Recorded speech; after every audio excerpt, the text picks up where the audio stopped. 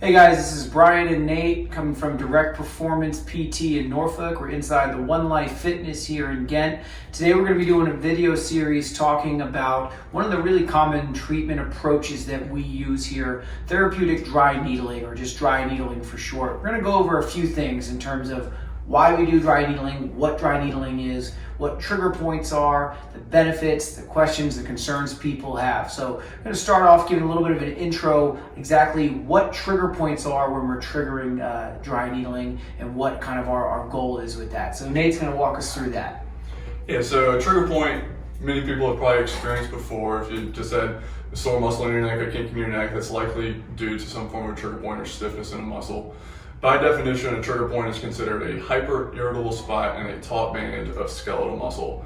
They can be painful just spontaneously. They can be painful with compression, contraction, and stretching the muscle. These develop from different forms of overuse, whether it's a one-time injury like an ankle sprain or a whiplash type of injury, or even something as simple as sustaining poor posture, typing on a keyboard, holding tension in your muscles. The muscles will become a little bit overworked and develop these trigger points.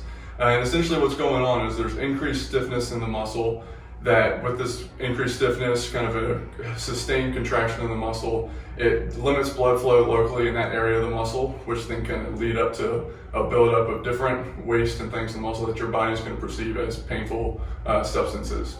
It's going to affect the way that the muscle can contract, stretch, and just allow you to move efficiently.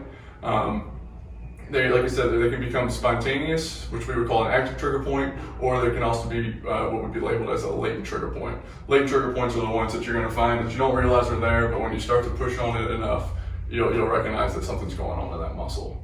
So that's what more often than not, we're targeting trigger points, or dry needling to target trigger points, and then later on we'll talk a little bit more about other uses for it. Yeah, so right now we're going to do a quick little demonstration on what dry needling looks like, what its setup is, and kind of how we would handle it from there. So stay tuned, we're going to show you a quick demo next. So we're going to be demonstrating doing some dry needling. Today we're going to be working on Nate's right upper trap muscle. Pretty common muscle that we see a lot of times from people sitting at a desk too long, getting headaches, developing tension with their TMJ, some TMD issues, but a very, very common thing that we see with in clinic for sports and just kind of functional injuries. So just going to walk through the whole thing, kind of start to finish. So we identify through our evaluation in our first session that we think upper trap is the culprit. This is where the pain is coming from. We have Nate in the position here, and then for my prep, real easy, get some hand sanitizer, make sure everything's nice and clean. We glove up,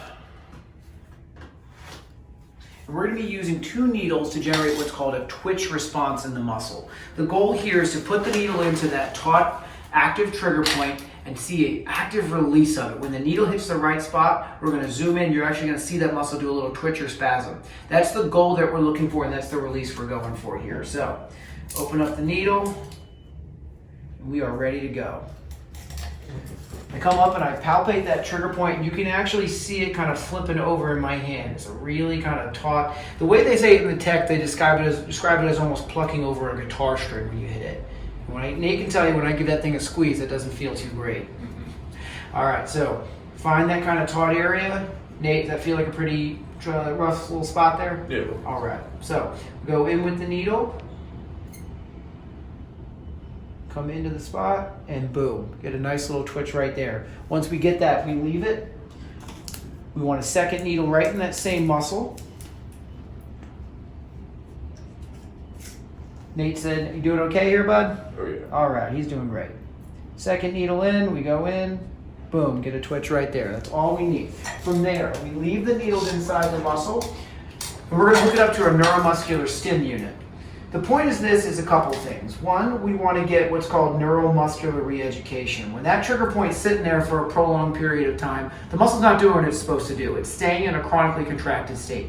Now that we've released that chronic contraction with the needle, with that twitch, we hook the stim unit up, and it teaches that muscle to contract and relax again. Brings a good amount of blood flow to the area, teaches that muscle how to move again, and prevents that from recontracting again. So you can see, turn the stim unit on. We want to see a decent little active contraction. Right like that. We're going to leave that for about 5 to 6 minutes.